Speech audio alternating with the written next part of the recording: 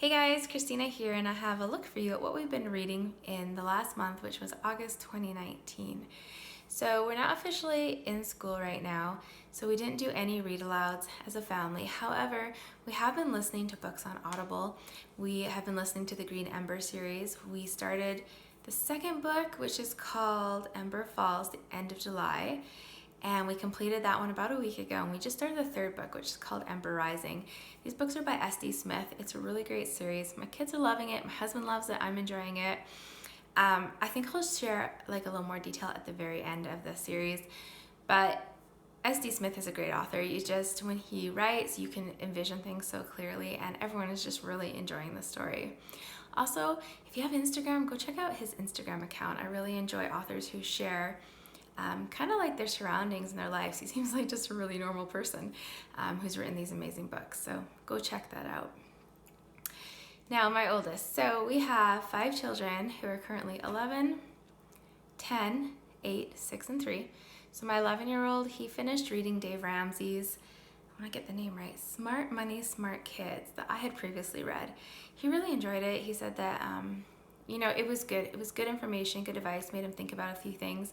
He asked a few questions, so he read that one.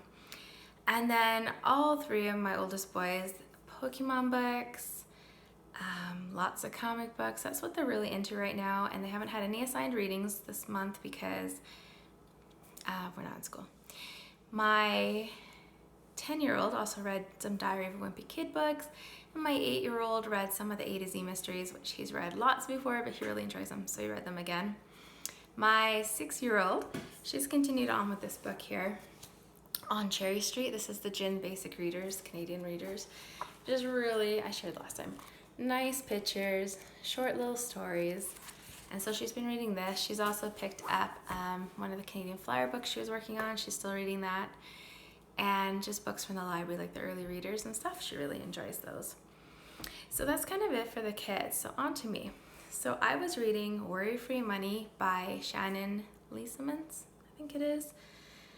So I shared last time I didn't really love some of a particular phrase and stuff that she used. I read a little bit more, and I didn't like it that much. Just that kind of really bothered me. And then I have a different philosophy on some of the things she's saying. She had some great points, but some of the other money, financial things, I just and I didn't finish reading. So I read about half the book and put it aside.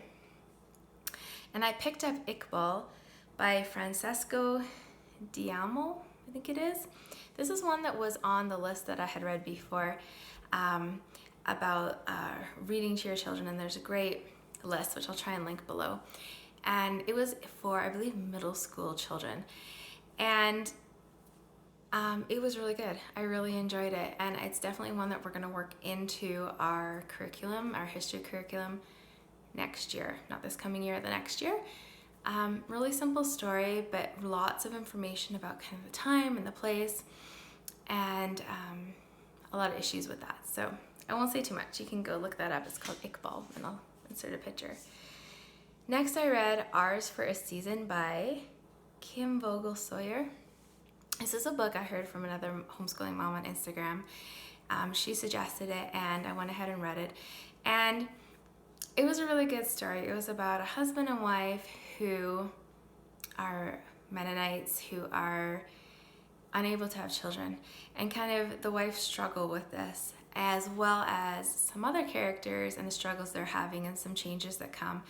And I felt like it was written really true to probably Mennonite life, I would assume. I'm not Mennonite.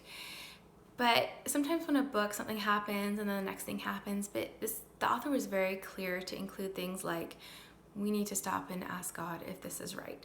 We need to pray. Things like that. And that was kind of unusual in books that I've read, so I enjoyed that. The whole premise of the book was good, but kind of unrealistic at the same time. So I'm glad I read it. I really liked the beginning.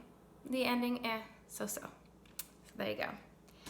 Then the next one I read was called Stop Overthinking Your Money by Preet Banerjee, I want to say.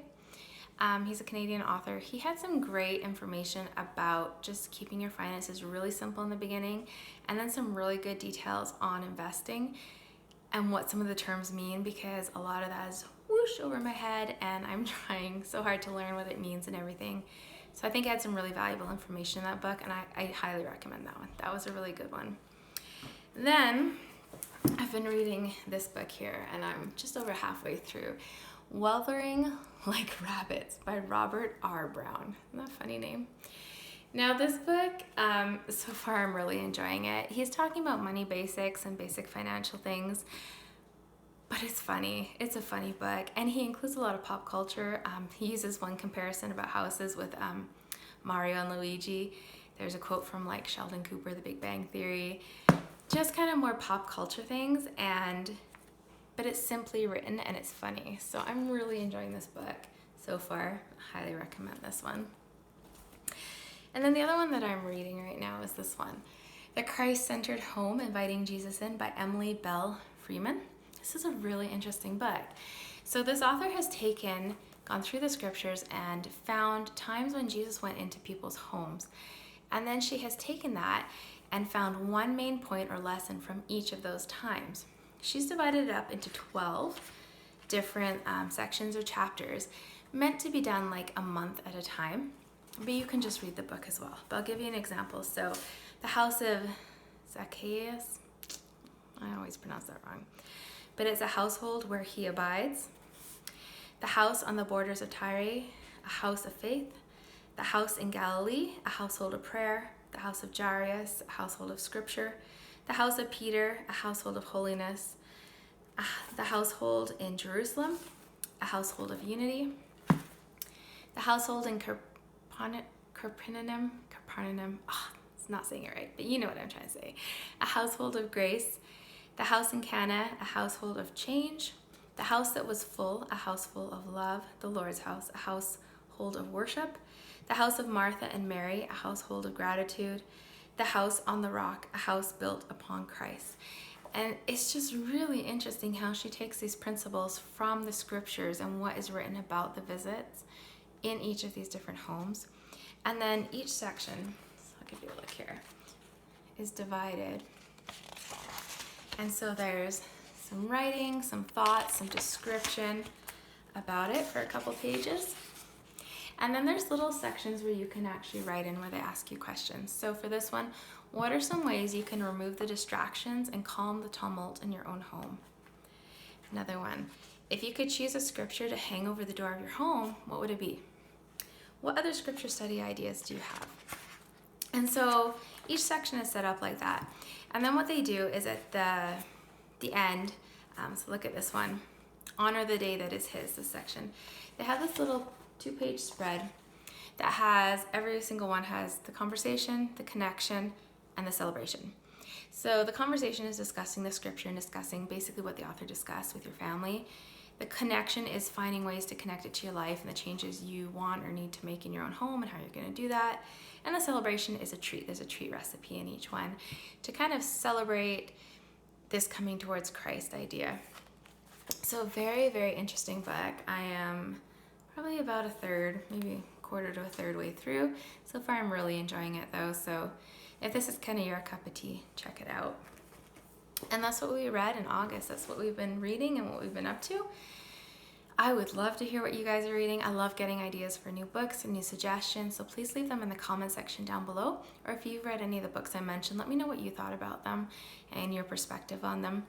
Otherwise, I hope this finds you having a great day. Take care.